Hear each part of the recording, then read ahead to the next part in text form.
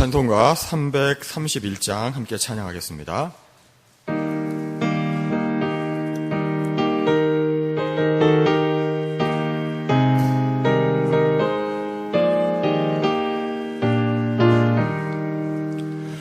영광을 받으신 만유의 주여, 우리가 명령을 따르리다.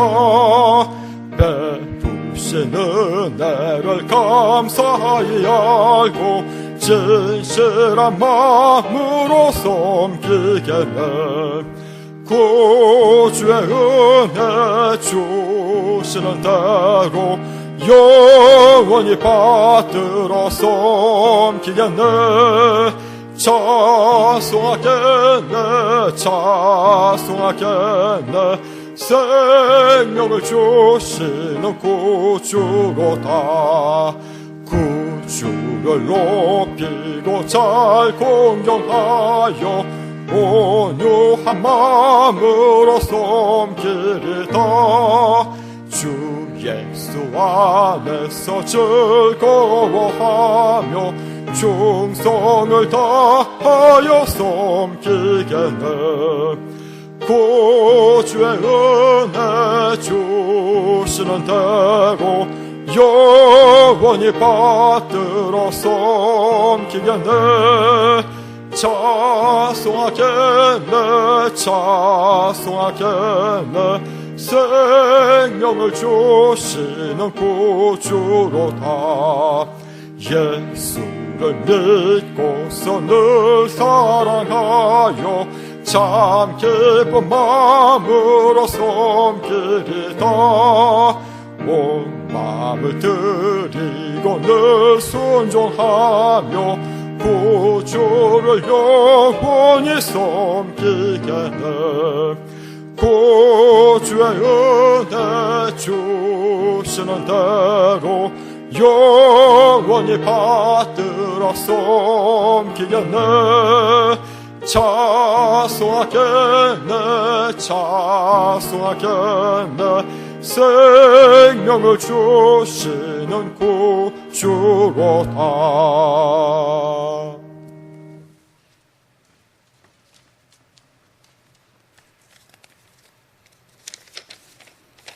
사랑의 하나님 아버지, 코로나19에도 불구하고 오늘 이 자리에 모여 예배를 드릴 수 있음에 감사드립니다.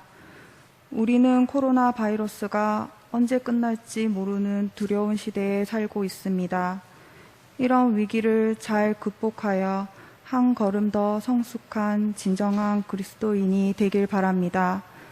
또한 어려운 환경 속에서도 교회와 그리스도를 통하여 열심으로 성전에 나와 심령으로 예배하며 은혜의 역사를 체험할 수 있는 축복의 일상이 되기를 기도드립니다. 새 성전 건축에 복을 주시는 하나님께 감사와 찬송과 영광을 올려드립니다. 주님의 은혜 가운데 남은 마무리 공사가 잘 완공될 수 있도록 기도드립니다. 하나님 아버지, 아버지의 말씀을 증거하시는 목사님을 위해 기도합니다. 선포되는 생명의 말씀으로 영적인 진리를 깨닫게 하여 주시고 말씀에 힘을 실어 주시어 살아있는 진리의 말씀이 성도들 모두에게 기쁨으로 마음의 평강이 있기를 기도합니다.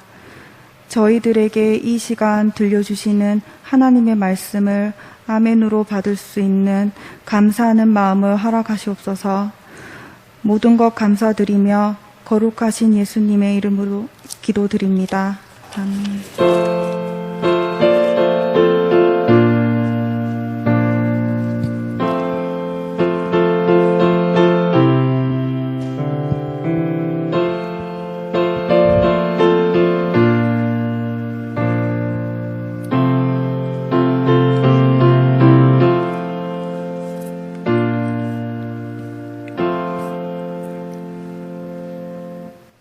교회 소식을 알려드리겠습니다. 비수도권도 거리 두기가 좀 강화가 되어서 여름 수련회 일정이 조금 변경이 되었습니다. 중동부가 수련회가 7월 24일에서 7월 25일 주일로 변경이 되었고, 대학 청년부도 7월 31일 토요일에서 8월 8일 주일로 변경이 되었습니다. 우리 계속 관심 가져주시고 기도 부탁드리겠습니다. 또 교사 기도회도 계속 진행 중에 있습니다. 매주 토요일 오전 10시부터 12시까지 개인별로 오셔서 기도해 주시길 바라고, 또 성도님들도 함께 오셔서 기도하실 수가 있으니까 PPT에 기도 제목이 다 나와 있습니다. 그래서 계속해서 여름 성경학교와 또 수련회를 위해서 기도 부탁을 드리겠습니다.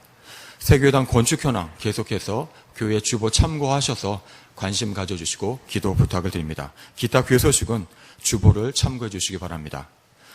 오늘 하나님께서 우리에게 주시는 말씀은 야고보서 2장 14절부터 26절까지 말씀입니다. 신약성경 372쪽입니다. 야고보서 2장 14절부터 26절까지 말씀을 한 절씩 교독하겠습니다.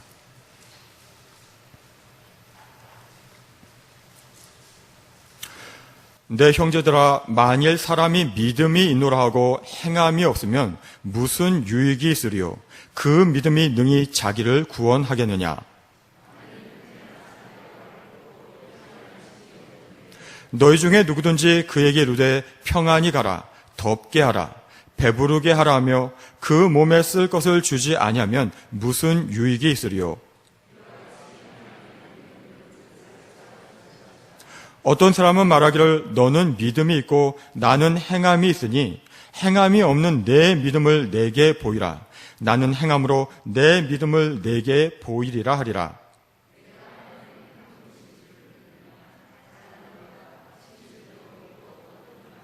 아, 허탄한 사람아, 행함이 없는 믿음이 헛것인 줄을 알고자 하느냐?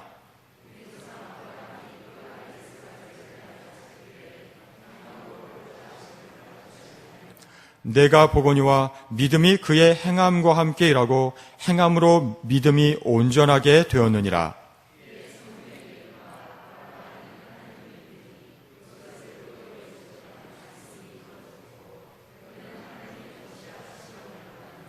이로 보건대 사람이 행함으로 의롭다 하심을 받고 믿음으로만은 아니니라.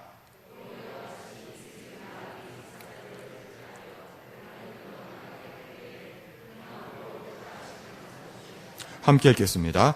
영혼 없는 몸이 죽은 것 같이 행함이 없는 믿음은 죽은 것이니라. 아멘. 제 아내가 지난주일 주보를 보더니 수요기도의 설교 제목이 잘못된 게 아니라고 물었습니다. 행함이 있는 믿음인데 행함이 없는 믿음, 오타가 난 것 아니냐고 했습니다. 설교 제목을 정할 때 보통은 긍정적인 말로 붙이는데 오늘 본문의 말씀은 그 내용이 좀 특별해서 행함이 없는 믿음이라는 제목도 의미가 있다고 생각해서 이렇게 한번 정해 보았습니다. 오늘 본문의 말씀을 보면 행함이 없는 믿음이 있다고 말씀을 합니다. 그리고 그것이 무엇이고 왜 문제가 되는지를 말씀합니다.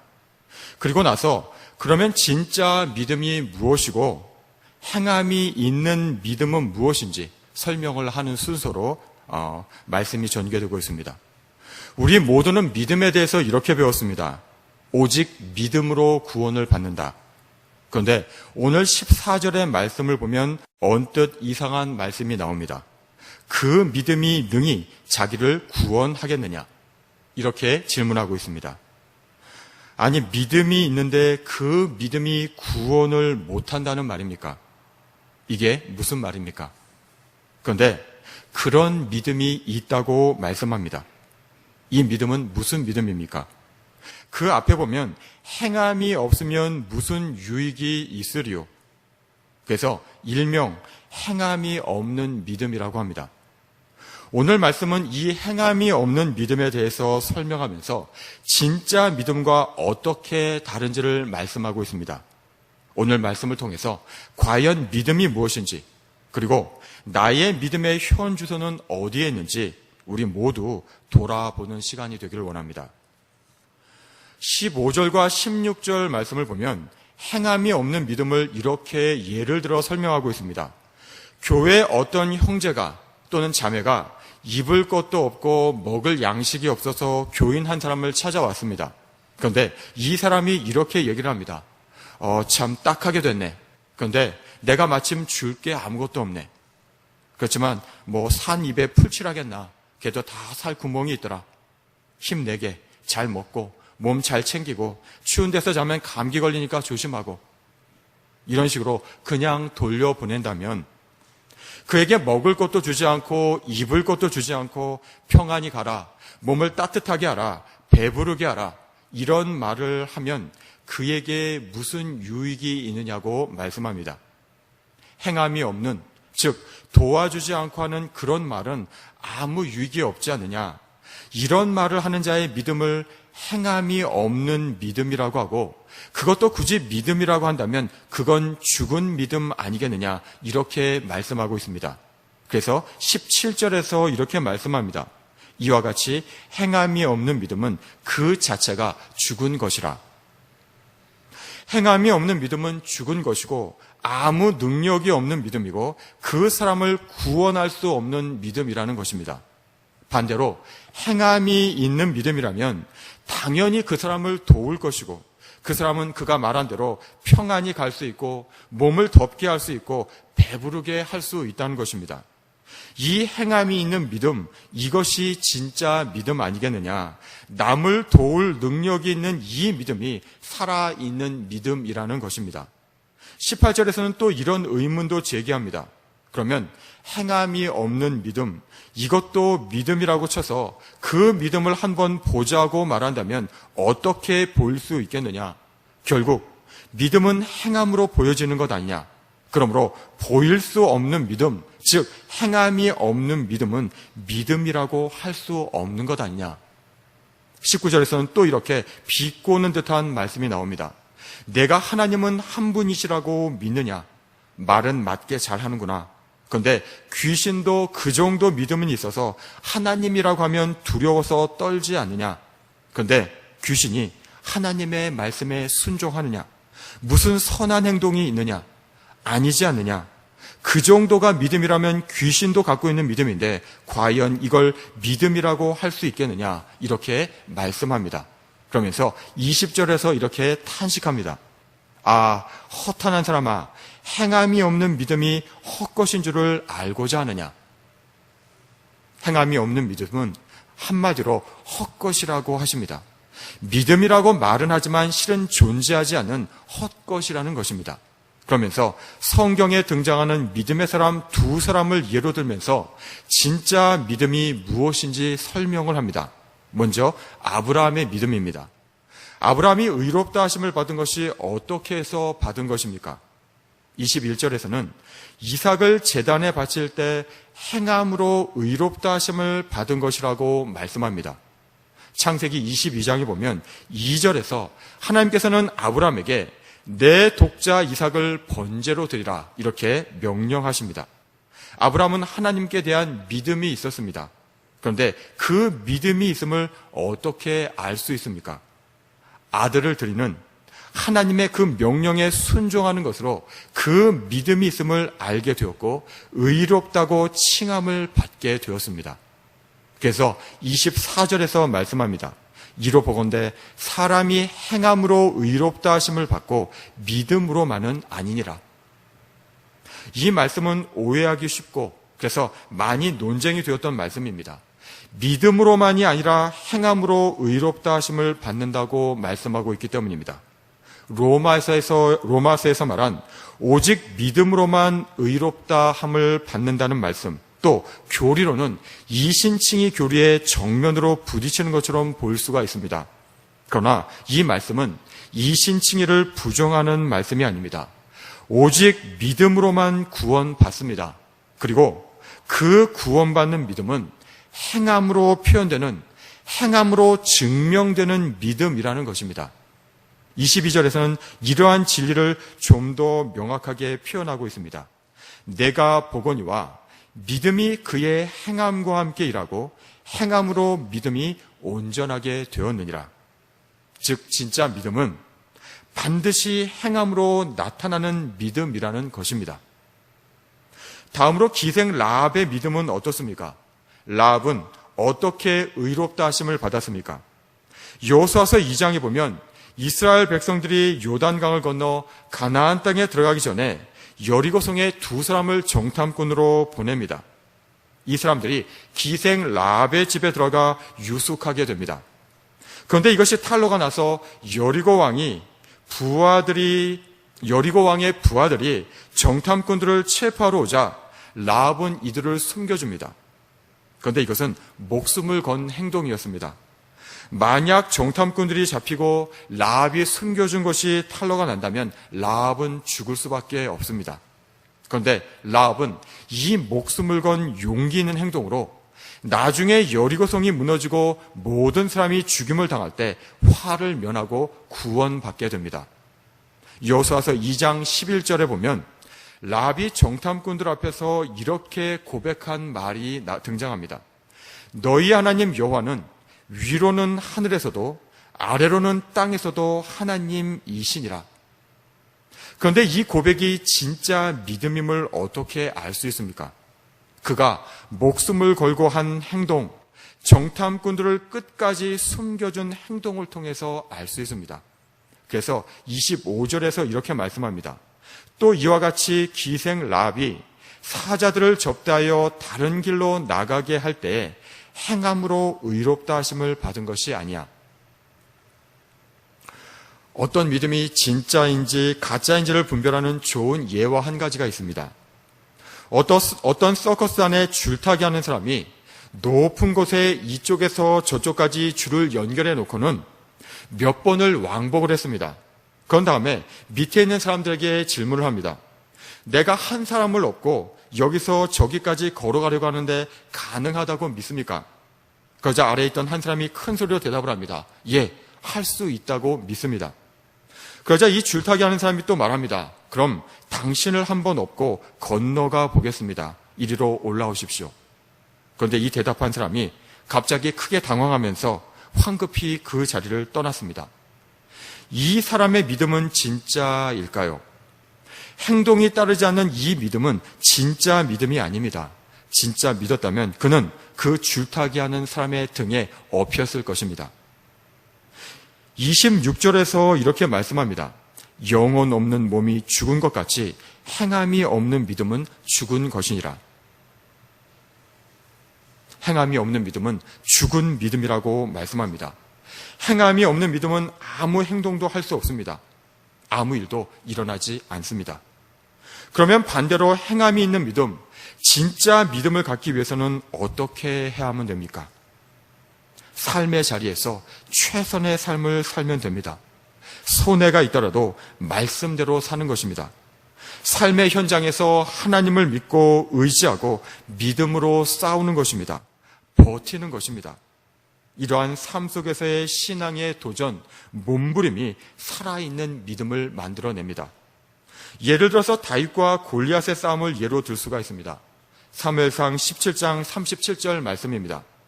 또 다윗이 이르되 여호와께서 나를 사자의 발톱과 곰의 발톱에서 건져내셨은즉 나를 이 블레셋 사람의 손에서도 건져내시리이다. 이 말은 다윗이 골리앗과 싸우러 나갈 때 왕이었던 사울이 말리자 대답했던 말입니다. 다윗은 양을 칠 때 건성으로 치지 않았습니다. 최선을 다했습니다. 양을 치는데 사자가 나타나고 곰이 나타나면 양을 지키기 위해 목숨을 걸고 싸웠습니다. 다윗은 자신을 지키시는 하나님께 대한 믿음이 있었기 때문입니다. 다윗의 이 믿음이 그 무서운 사자와 곰과의 싸움을 가능하게 했고, 그때 하나님께서 사자의 발톱과 곰의 발톱에서 자신을 지켜주시는 경험을 했습니다. 믿음은 이렇게 행동으로 나타나게 되어 있습니다.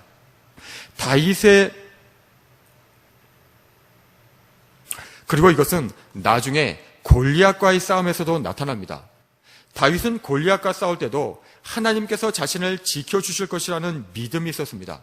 왜냐하면 이미 사자와 곰과의 싸움에서도 하나님이 지켜주셨던 경험이 있었기 때문입니다. 그 결과가 어떻게 나타났습니까? 이스라엘의 왕도 그 유명한 힘센 장수들도 어떤 한 사람도 골리앗과 싸우기 위해 나가지 못했는데 다윗은 10대 소년으로 왕의 만류함에도 불구하고 싸움에 나가서 골리앗을 쓰러뜨리게 되었습니다. 이렇게 삶의 현장에서 하나님을 믿는 믿음으로 자신의 삶에 최선을 다하는 삶이 살아있는 믿음을 만들어내게 됩니다. 그리고 또 우리가 이렇게 살아있는 믿음이 되기 위해서 하나님께서 베푸시는 은혜가 있습니다. 하나님께서는 여러 가지 시련, 문제, 어려움 등으로 우리의 믿음을 깨우십니다. 예기치 못한 사건, 사고, 질병, 어려움을 통해서 하나님께 나오게 하시고 만나주시고 믿음을 세워주십니다. 보통 물고기를 수송할 때 살아있는 채로 수송하려면 그 안에 그 물고기의 천적을 넣는다고 합니다. 그냥 수송하면 물고기가 스트레스를 받아서 반 이상이 죽는데 천적 물고기가 있으면 긴장하면서 피해 다니라고 나중에 팔팔하게 살아있다는 것입니다.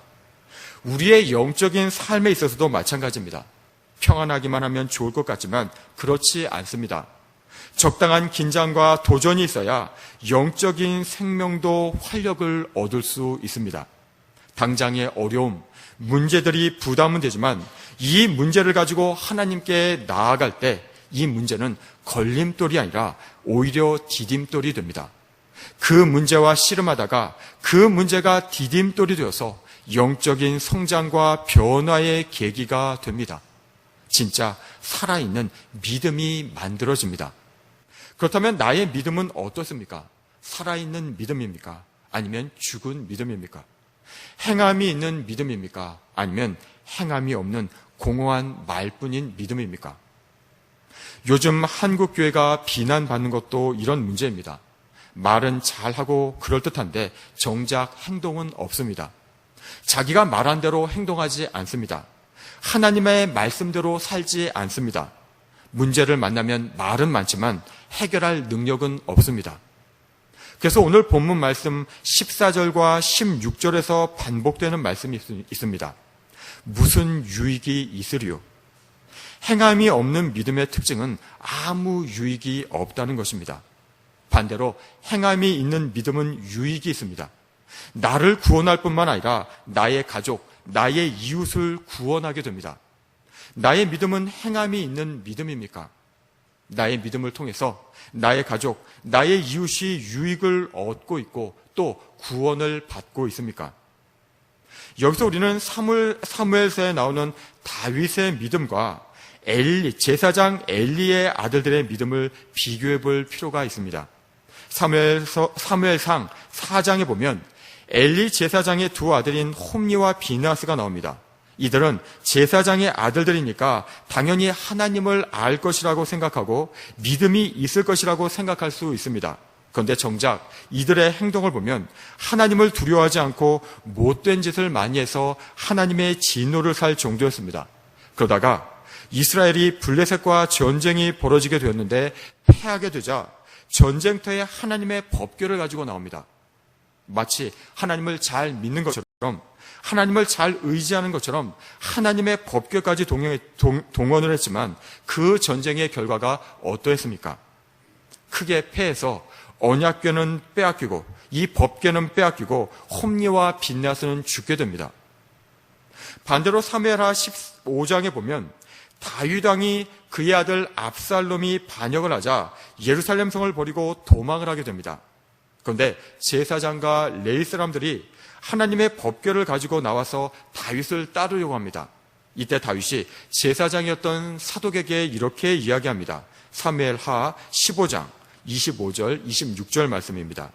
왕이 사독에게 이르되 보라 하나님의 궤를 성읍으로 도로 메어가라. 만일 내가 여호와 앞에서 은혜를 입으면 도로 나를 인도하사 내게 그 궤와 그 계신대를 보이시리라. 그러나 그가 이와 같이 말씀하시기를 내가 너를 기뻐하지 아니한다 하시면 종이 여기 있사오니 선히 여기시는 대로 내게 행하시옵소서 하리라. 다윗은 자기가 도망을 가는데 하나님의 법궤를 가지고 가지 않았습니다. 하나님의 법궤를 가지고 간다는 것은 하나님께서 나와 함께 계신다는 상징적인 표현입니다. 비록 도망은 가지만 왕의 권위를 세울 수 있고 또 자기와 함께 도망을 하는 백성들의 마음을 붙들 수 있는 좋은 수단이 될 수 있었습니다. 그런데 다윗은 그렇게 하지 않았습니다.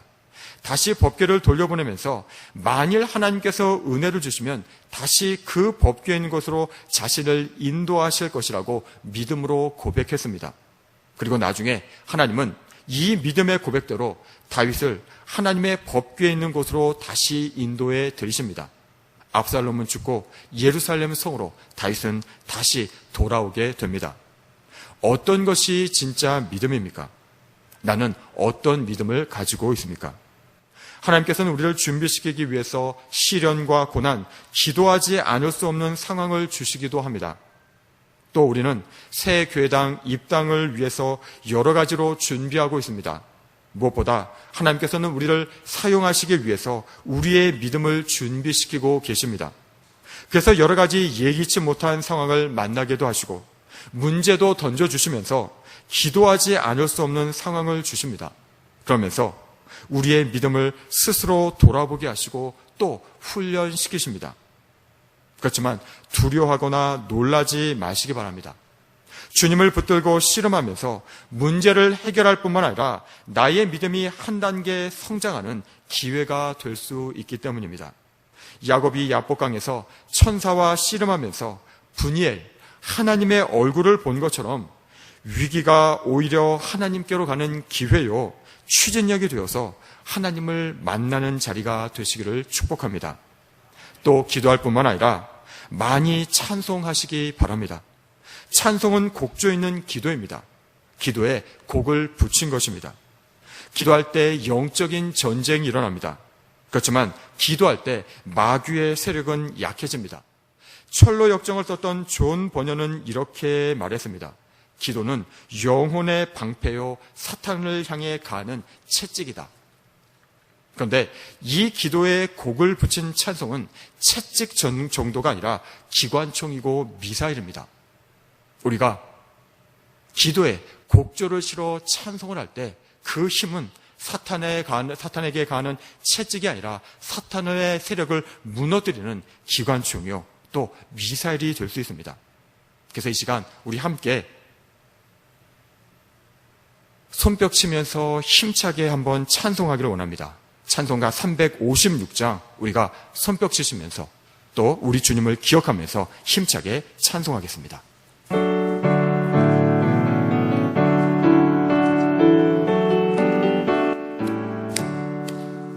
주 예수 이름 소리 높여 찬송 드리니 그 거룩하고 크신 영광 널리 퍼지 나의 영혼 싸울 때 나의 영혼 싸울 때 나의 영혼 싸울 때 주 나의 대장 되시사 나를 인도하 큰 죄에 빠져 종된 백성 큰 죄에 빠져 종된 백성 놓아주시고 그 영광 나라 백성들에게 하여 주소 나의 영혼 싸울 때 나의 영혼 싸울 때 나의 영혼 싸울 때 주 나의 대장 되시사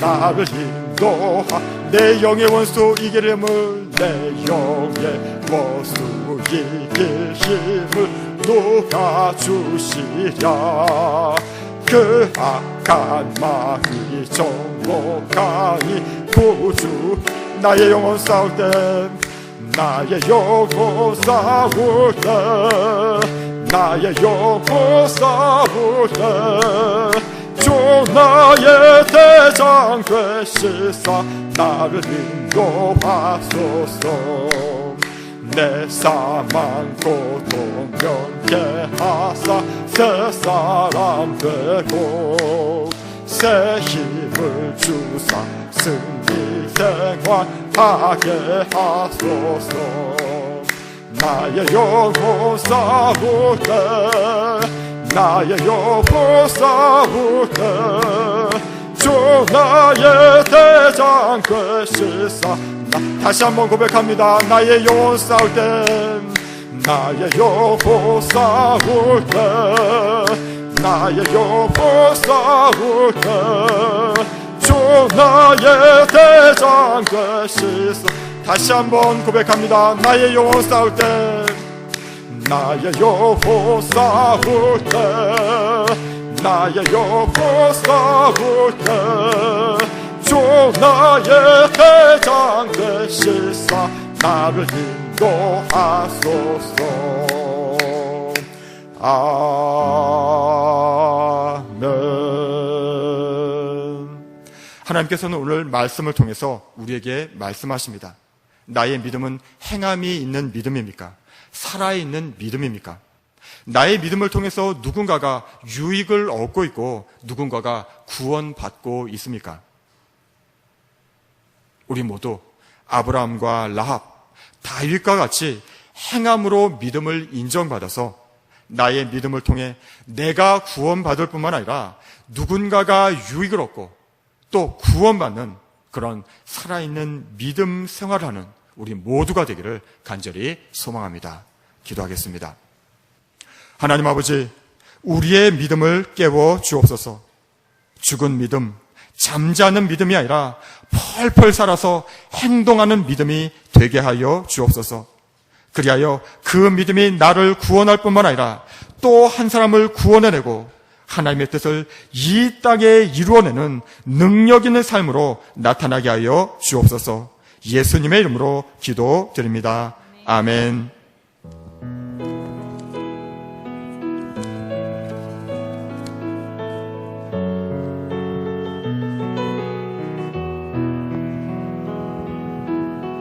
세상은 들리고 사람들은 변하여도 나는 주를 섬기리. 주님의 사랑은 영원히 변하지 않네. 나는 주를 신뢰해.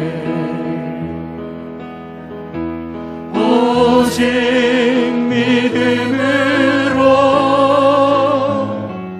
믿음으로 내가 살리라. 오직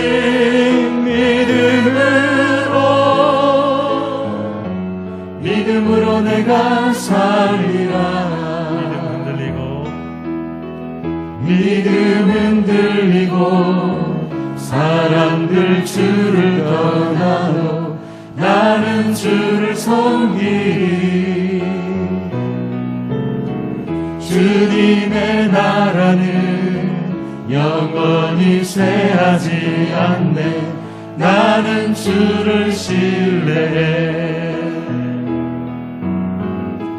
오직 믿음으로 내가 살리라. 오직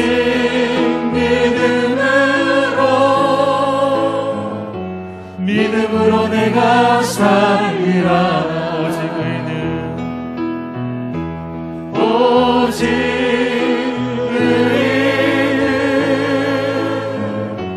믿음으로 말미암아 살리라.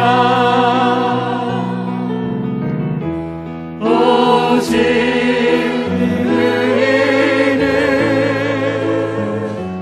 믿음으로 말미암아 살리라.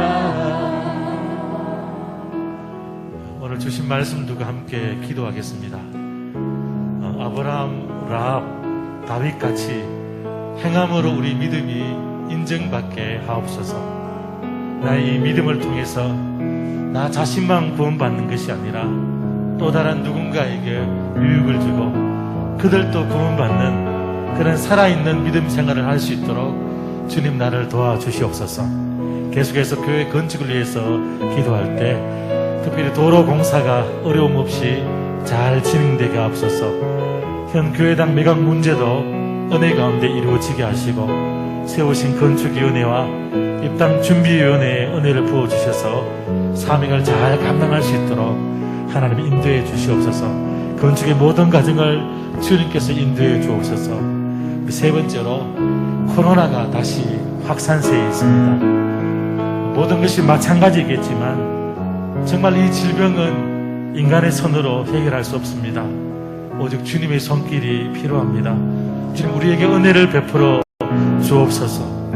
어려운 가운데 있는 우리 이웃들에게 위로와 소망을 주시고 우리 성도들의 신앙과 삶을 주님 지켜주시옵소서. 우리 합심해서 동서로 기도하겠습니다. 하나님 아버지, 하나님 아버지, 주님을 따른다 하면서 우리 입술로만 무성한 고백을 하며 삶으로는 따르지 못하는 저희들의 잘못을 주님이 용서하여 주시옵소서. 나만을 위하고 나의 욕심만을 채우려는 우리 이기적인 모습을 이 시간 말씀 앞에 내려놓게 주님 은혜를 더하여 주시옵소서. 하나님 이 믿음을 통해서 살아있는 행함이 분명한 삶이 주님 앞에 드러질 수 있도록 하나님 도와주시옵소서. 세상에 흩하는 것들을 따르고 기대는 그런 어리석은 인생이 되지 않게 하시고 오늘 약속의 말씀을 붙들고 그 말씀을 따라 살아갈 때 세상과 싸우고 노력할 수 있는 저들이 될 수 있도록 하나님 인도해 주시옵소서. 지체가 상한 심령으로 주님 앞에 나와 간구할 수 있는 그런 자들이 되게 하시고 참으로 믿고 신뢰하는 신실한 자들이 될 수 있도록 오 주님이 인도하여 주시옵소서. 입술의 고백만으로 살아가는 자들이 되지 않게 하시고 이 고백에 걸맞는 그런 행함에 있는 신앙으로 주님 살아갈 수 있도록 도와주시옵소서. 주님 가신 길을 따라 걸어갈 수 있는 그런 성도들에게 하시고 참으로 사랑하며 섬길 수 있는 그런 자들이 될 수 있도록 하나님 인도해 주시옵소서. 하나님 나만을 위해 믿는 자들이 되지 않게 하시고 우리 이웃들을 바라볼 수 있는 넉넉한 마음과 눈을 허락하여 주시옵시고 우리 이 믿음 생활을 통해서 이웃들의 유익이 되고 기쁨이 되게 하시고 그들이 우리의 삶을 통해서 주님께로 돌아올 수 있는 그 은혜를 허락하여 주시옵소서. 이 믿음이 살아있는 믿음이요 바른 믿음입니다. 주님 하늘 문을 여시고 우리를 축복하시고 하나님 말씀을 붙들고 살아갈 수 있는 그런 자들이 다 될 수 있도록 하나님 인도해 주시옵소서. 지금 교회 건축을 위해서 기도합니다. 은혜 가운데 교회 공사가 마무리됩니다. 하나님 특별히 도로 공사가 아버지 예상대로 잘 진행될 수 있도록 도와주시고 교회당 미강문지도 주님 은혜 가운데 하나님 사람들을 붙여주셔서 하나님 은혜롭게 잘 해결될 수 있도록 주님 도와주시옵소서. 특별히 세우신 건축위원회와 일당 준비위원회를 위해 기도합니다. 하나님 이 일은 사람으로서 감당할 수 있는 일이 아닙니다. 하나님 문을 여시고 신령한 지혜를 허락하여 주셔서 하나님 주님 주신 힘으로 이 삶을 잘 감당할 수 있는 자들이 되게 하옵소서. 이 일을 통해 사람의 이름이 드러나는 것이 아니요 우리 주님 영광을 드러낼 수 있는 그런 건축위원회와 입당준비위원회가 될 수 있도록 하나님 도와주시옵소서. 우리를 세우시니까 주님임을 확신하며 이 삶을 감당할 수 있는 저들이 다 될 수 있도록 하나님 역사해 주시옵소서. 온 교회가 이를 두어 기도하고 있습니다. 하나님 은혜를 부어 주옵소서. 주님의 이름이요 하나님 친히 세우시는 그런 건축되게 하시고 이 사역을 통해서 이 지역 사회 가운데 귀한 영향을 끼치는 하나님의 나라를 드러낼 수 있는 그런 건축이 될 수 있도록 오 주님이 인도해 주옵소서. 건축의 모든 과정을 주님 책임져 주옵소서. 주님이 인도해 주옵소서. 하나님 아버지 코로나로 인해 어려운 가운데 있습니다. 참으로 긴 시간 이 질병으로 인해서 어려운 가운데 있습니다. 하나님 그러나 지금 들려오는 소식이 더 확산세가 있다고 합니다. 하나님 참으로 이 일은 사람으로서 우리의 노력과 우리 힘으로 해결할 수 없는 일입니다. 주님 은혜를 베풀어 주옵소서. 주님 도우심이 필요합니다. 주님 행하심이 필요합니다. 오 주님이 인도하여 주시옵소서. 주님의 은혜를 베풀어 주시옵소서. 주님이 손길로 이 어려운 질병이 떠나가게 하시고 하나님 은혜 가운데 믿음의 길을 잘 걸어갈 수 있는 저들이 되게 하옵소서. 우리의 이웃들 가운데 어려운 가운데 있는 이웃들이 있습니다. 하나님 그들에게 위로와 소망을 허락하여 주시옵소서. 이 힘든 시기 우리가 그들에게 힘이 되어서 이 어려움을 잘 극복할 수 있는 그런 시간이 될 수 있도록 도와주옵소서. 특별히 우리 성도들의 믿음과 신앙과 삶도 주님께서 지켜주셔서 믿음의 길에서 떨어지는 자가 없도록 주님 도와주시고 이 어려울 때 더욱더 주님 굳게 붙들고 믿음의 길을 잘 걸어갈 수 있는 그런 자들이 되게 하여 주시옵소서. 한 성도도 떨어지는 성도가 없도록 주님 도와주시옵시고 그들이 간절한 마음으로 주님 앞에 더욱더 힘을 내어서 살아갈 수 있도록 주님이 인도해 주시옵소서. 주님의 은혜만을 구하는 그런 자들이 되기를 소망합니다. 하나님의 임재를 통해서 나의 욕심과 나의 의지와 나의 뜻과 나의 계획을 내려놓게 하시고 일하시는 주님을 바라보게 하옵소서. 주님이 행하심을 우리 삶 가운데 체험할 수 있도록 경험할 수 있도록 주님이 인도해 주시옵소서. 주님의 손길로 우리 삶을 도우소서. 주님이 건드리는 그런 삶을 살아갈 수 있도록 주님이 인도해 주옵소서. 주님 참여 주옵소서. 역사해 주옵소서.